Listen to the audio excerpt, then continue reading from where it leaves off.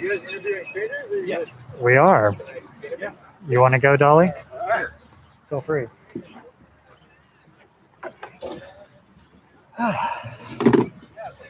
Hi there. Hello. My name is Dali. Hi, my name's Scott. Your name is what? Scott. Scott. Okay. Guest. Scott. Yes. Wonderful. Are you okay with being recorded? We're live streaming. Yeah. Very good. Oh, awesome. On what platform are you live streaming? Let's see. YouTube. Whoa. Yes. Who else is talking here? That's the producer who's in North Macedonia. No way. Oh, this is a very volunteer. This is way more than a one-man show. This is awesome. This is, yeah, it's a whole bunch of stuff. Hello, world. How many viewers are we got right now? I don't know. Well, maybe. Oh. Hey. Oh, cool. Okay. So now I see what you mean, FK, about the shiny off the water. I'll get to that afterwards.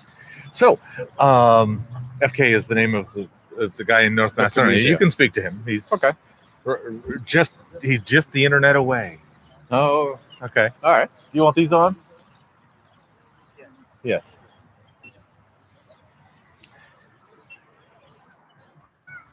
Yes. Finch? Oh, yeah. Kimberly? You said guest Finch? Yes, my nickname is Finch. Finch. Yes, Great. I go by Finch. Excellent. Welcome, Finch. Thank you. Okay, so have you ever heard of Street Epistemology? Is this something you're at all familiar with? Epistemology is in like the philosophical camp.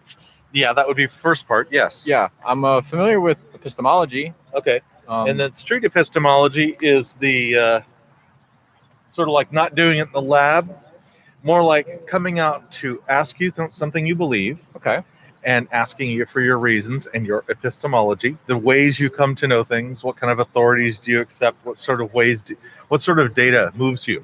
Ah, okay. And importantly, I try not to try to convince you to my position or to argue from an alternate position. Okay. I strictly want to look at your thing with your reasons and all that stuff and look at your confidence. Right. So applying my logic to my beliefs. Exactly. Okay. Exactly. And so if I do it right, you don't even know what my position would be until you ask me later, which Okay. you're welcome to do at the end. All right. Okay. So tell me something you believe that's true in the world.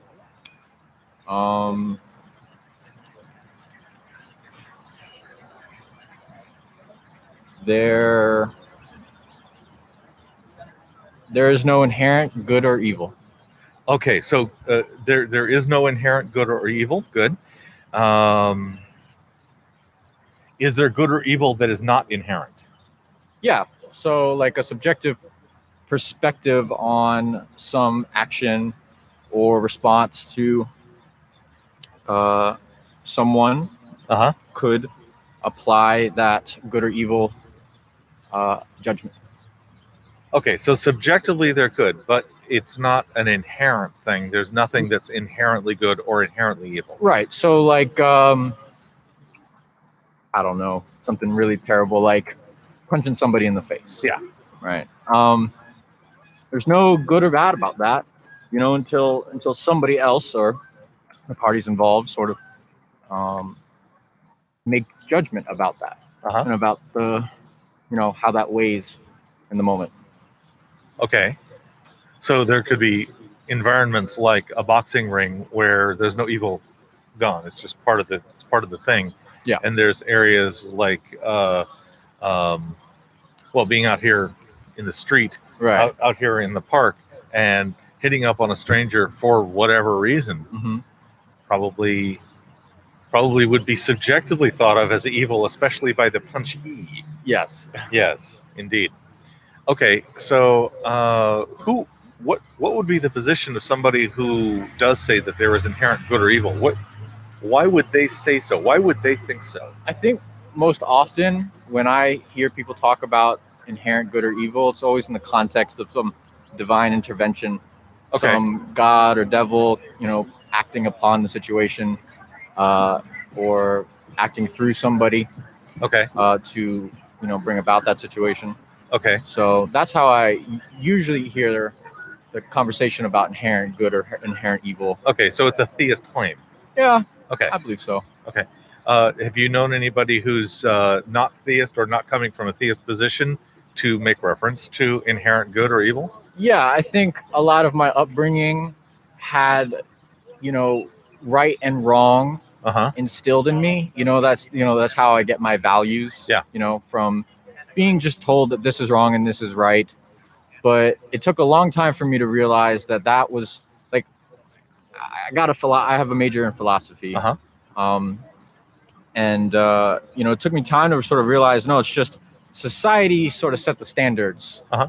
And I just grew up in that society, so then it imposed that standard onto me, and that's just how it went. But there was nothing inherent. There was no, like, when you reduce it down, there's no real evil or good in Yeah. any particular action. It's just thinking makes it so. When I think of inherent evil, I think that so the thing could never be used for a good. It's stuck that way. It couldn't be fixed. I mean, when I think, could there be an inherently evil duck?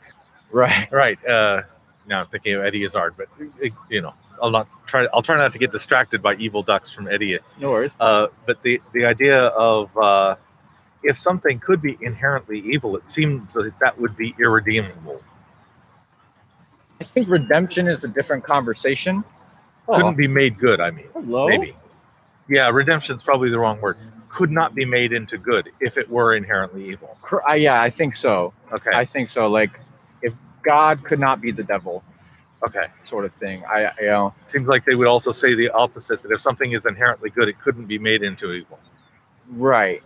Yeah. It's so hard to navigate this conversation because it's stained with so much Yeah. theist background. Sure. I think that religion is a huge driving force in our society, so it really permeates in this conversation. Indeed. Yeah. The good and evil have for a long time been defined by the priesthood, Yeah. by the clergy of whichever is the popular religion. Yeah. I guess lots of overlapping popular religions that maybe agree on some things. Right. Judeo-Christian, that's a wide run. Right.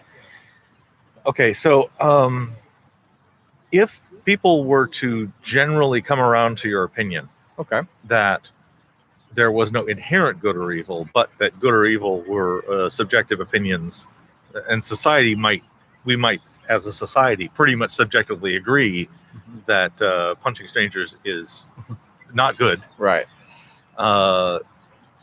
Even though that's subjective, it still has power. Yes. But if people were to come around to your position, what would change in the world? Change. How would people act different, I guess? I think that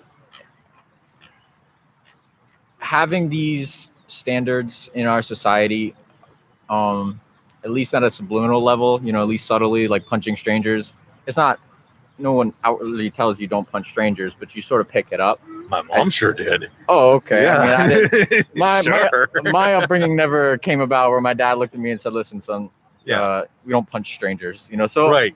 But I mean, I got the gist of it. You be decent, I guess, is the My mom was a teacher in a missionary school, so she'd gotcha. be, right. different. So I sort of learned through contrapositive, I guess. Like, Sure. be a decent person. That entails not punching strangers. Uh-huh. So, how would the world change? I think that having these standards in place definitely makes people act a little bit more morally upright. Mhm. I think that losing that, like when nobody's looking sort of thing, Mm-hmm. taking advantage of a situation could allow for people to do more wrong things, more subjectively wrong things. Mm-hmm. But like, once again, religion, I think it really does keep a lot of people in check, but a lot of bad things happen because of religion as well, in the name of religion. So I don't know. It's how different would it be? I think the realm of law might be different. The conversation in law Ooh. might be a little bit different. Okay. Yeah. Law is always about trying to find what is right or wrong through trial and error. Yes. And I think if they all accepted that, it's always just going to be subjective. It's always just going to be in the context of the situation. It might reflect differently in the judgments of certain judges, if they didn't have that background of Yeah. thinking killing is wrong. Like this guy had been, let's say, for instance, somebody got raped, Yes. and they sought revenge, Okay. in some circumstance. And, we look at killing and rape as both wrong, Yes. right? But in the context of the rape, clearly wrong, but maybe the killing, the revenge wasn't, That's a very extreme position. I'm just Okay. trying to Sure. find the extreme, and then we could bring it to a borderline case if you want, something a little bit easier than that. Right. But it sort of like says that under some conditions, a killing could be justified. Right. Under some conditions, a killing could actually be pro-social. Right. And if we are willing to be open-minded about what those conditions are, that might really change a judge's sentencing choices. Right. Yeah, like about that. like sacrifice, maybe. Like I think in the Aztec society, I think the sacrifice of people had some function in society that was maybe ultimately good. It brought. It's so strange to say it, but it brought the community together. I am probably very ignorant on the Aztec I'm cultural completely ignorant about it. thing. I just know I've they heard sacrifice nothing more people. than fiction about it, really. Yeah. Yeah. So, I think. Yeah, I don't know how society really ultimately changes. Like if what I say is true about there is no inherent good or evil, then society is sort of already operating under those parameters. We're already operating as if there was inherent good or evil? No, the opposite. The opposite. Right. If good or evil is a subjective thing. Yeah, if what I believe to be true is true, that it's subjective, then we're sort of operating on it, and some of us are getting it right and some of us are getting it wrong. Okay. The ones that get it right are the ones that figured it out, and the ones that aren't don't. But yeah, I don't know. I don't know how to differentiate those two groups. Okay, so I want to go the other direction. Okay. What if society in general went toward inherent or objective good and evil? If we shifted in that direction, what would change? I think that individual people would be given a lot more power behind a particular action, right? Okay. So, if you're doing something that's particularly good and you can justify it in the context of, because, like you have, back to the theist again, but like if you have the power of God behind you, if you have this inherently good thing that you're doing, but it's contrasted by an atrocity that you're committing, then you can do terrible things, and society will look upon it as good. Like the Crusades, for instance, were an amazing example of that. We had like 3 or 4 Crusades. Yeah. One of the Crusades, they, in the name of God, sacked what city was it? My history is not very good. I'm thinking it's a few hundred kilometers north of Jerusalem along the same coast. Yes, it is. Yeah, and I think you're going to say, and they killed the entire captured people because it was inconvenient to garrison them. Right, something of that nature. Yeah, I remember a particularly odious story of the Crusades. Right. Yes. So. Yeah, so I think people get to wield a lot of power when they believe that there's inherent good or evil behind their actions. Yes. They get to justify and rationalize away a lot of behavior. Yeah. And you can cover a lot of subjective evil under a blanket of objective good. Right. Yes, it's a really good way of putting it. Okay. So if that were to change, then we would have maybe a lot more subjective evil that is being justified for perhaps bad reasons by your current way of thinking. I think that is definitely an assumption I'm not willing to back at the moment, just because Like, Not a prediction you're at all sure of. yeah, because it kind of stems back to, in my mind, where this conversation goes is, are people inherently good or evil, right? Yeah. And if what I believe is true, then no, people are Right. neither inherently good nor evil. But like, I think that we want to survive, and then thrive as a society, right? Okay, yeah. We want to be out. I like that plan. Right. We want to be out of the state of nature, right? Okay. And so to be out of the state of nature, which is where we're just animalistic, baser instincts, we're just basically working in our hierarchy of needs, in the lower tiers of the hierarchy of needs. Yeah. We want to be out of that, so we have to make the agreement, I won't kill you if you don't kill me, right? All right. Which sides with the, the idea that there's inherent good. Yep. Right. But at the same time, you have food I don't, and I want your food. Yeah. I have a rock and you don't. Uh-huh. So your food looks really delicious right now. Yeah. That's people being bad. So yeah, short-term needs right there at the bottom of the Maslow's hierarchy. Yeah. And those are powerful. Right. Very powerful, very driving. If you've Yeah. ever been hungry and like starving, I mean, you'll do a lot for food. So, yeah. So, yeah. Trying to trace back to what the overall point was. I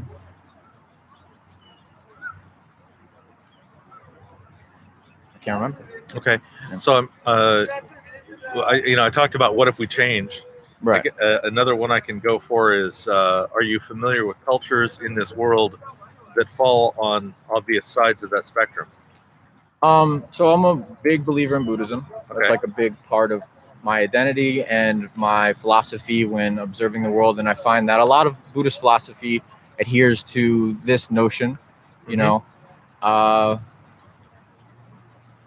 but yeah, beyond that, I think most monotheistic cultures are, and that's an overwhelming majority of the population. Is monotheistic culture? Yeah, I mean, am I thinking about the Abrahamic religions, which I think would be Judaism, Muslim, Christian, including Mormon, and all those offshoots? Are there other monotheistic religions that are not Abrahamic? I'm sure there are. I'm certain there are. There's people that probably worship ducks. But yeah, I don't know them. There is more than one duck. Yeah. The story of the golden duck. Yes. So yeah, when it comes down to monotheistic culture, yeah, there's a lot, and it usually has to, by function of its own logic, have inherent good and inherent evil qualities to it, I guess, or functions or features of it that keep people in check. Yeah. Right. Because if you don't have, if you're alone, for instance, I guess the real thought experiment here is, if you're alone, there's no one else in the world, what are you going to do that's inherently good or evil? Can there be morality without at least two people being affected? Right. Yeah. I'm with you that what I can do alone has almost no moral consequence. Right.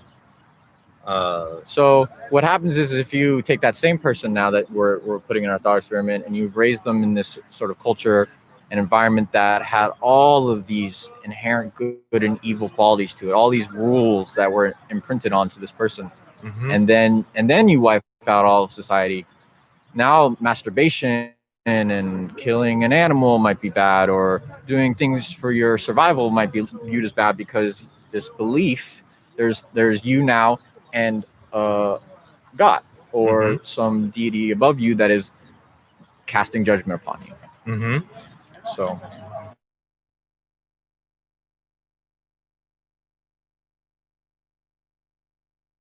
if there's anything else in my repertoire. checklist, Yeah.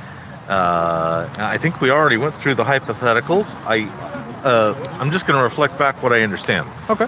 It is your opinion that it's probably not true that there is any examples of inherent good or inherent evil, Mhm. and that all examples of inherent good or evil that you're aware of are subjective, Correct. applied by society, Mhm. and that we're doing better by looking at good and evil in this subjective way. We are kinder to each other. We are better as a society when we see these as subjective. That the theist position of inherent good or evil has some significant downsides that you'd like to avoid. So that's the one part, that Oh, last bit. That I was missed something? no, Okay. no. That was the last bit. I remember now. Yeah. That was the last bit. Are we doing better than if everybody believed that there isn't inherent good or evil, right? Yeah. So that one, it's tough because that's where it stems back to: are people good or evil? Right. I think that people want to survive and thrive. Uh-huh. So now I get it. Now I remember. I think that Okay. people want to survive and thrive, and as a byproduct of that, we institute rules, despite whether we believe them to be inherent good or evil, that just like bring moral codes to society. That's what's important at Uh-huh. the end of the day, is that we can survive and we can thrive. And so, yeah, I would love to see a compare and contrast between, some sort of study that did this. I'm sure somebody out there, some moral philosopher has probably delved into this topic and probably found, I don't know, some way of showing this in a scientific setting. But I'm not going to hold out a lot of hope. yeah. I've talked to a bunch of moral philosophers, and they can't agree whether morality is objective or subjective yet. Oh, okay. It's like a 60-40 split, and they're still arguing about it. It's like, Right. I don't know. Yeah, I think the answer to that question comes back to back to physicists. Yeah. I think it starts. Physicists I think are going to be the final frontier with I think quantum physics and understanding causal relations to understand like free will first, and then free will help us answer the question of, is morality subjective or objective? I don't want to like start the whole thing Yeah, over. yeah, You we'd brought have up to- free will, and Yeah. I would love to talk to you about free will at some time. Yeah, I wrote a lot of papers on free will. Excellent. I yeah. want to learn. Yeah, I yeah. want to learn your positions on that. They're not like scientific papers. I'm not any physicist. I'm not any expecting scientist. scientific when we're talking about free will. Yeah. Yeah. I'm a big. Maybe a little neuroscience. I'm not even sure about that. Right. So yeah, at the end of the day, though, I'm not sure if we're better off or not. I'd like to believe we are. I'd like to believe that a Buddhist society would be the penultimate sort of moral code, if Uh-huh. that works. Are we subjective or objective? I get in constant conversations with these guys about it. Uh-huh. Best I can say is right now we're sort of allows for both, which is a weird thing. And that's a very strange thing to say, but I don't know. I've been in a lot of conversations about it, so I think it might be possible for me to define these terms where they could be objective and define them where they could be subjective, right. in a way that my definitions even overlap in some places. Yeah. And I think that's mostly an example of how fuzzy our language can be. Yes, I am so confused about it in my head. I can't say definitively objective or subjective. So at this point in time, until I'm able to resolve that conflict, Uh-huh. I'm just like saying, it's both. It's okay, and that's fine. And Yeah. it doesn't have to make sense right now, Yeah. and that's part of the human condition. I asked you the ROM question, which ROM is a friend of mine who does this with me, and his is, and how does this affect things in the world? Right. Because that's where the traction comes down. Right. And whether it's literally subjective or objective or how you define those terms doesn't have very much to do with whether it would be good for us in the world. Right. Yeah. Yeah. So much. Yeah. So I'm shout out to ROM. Go Rom. Yeah.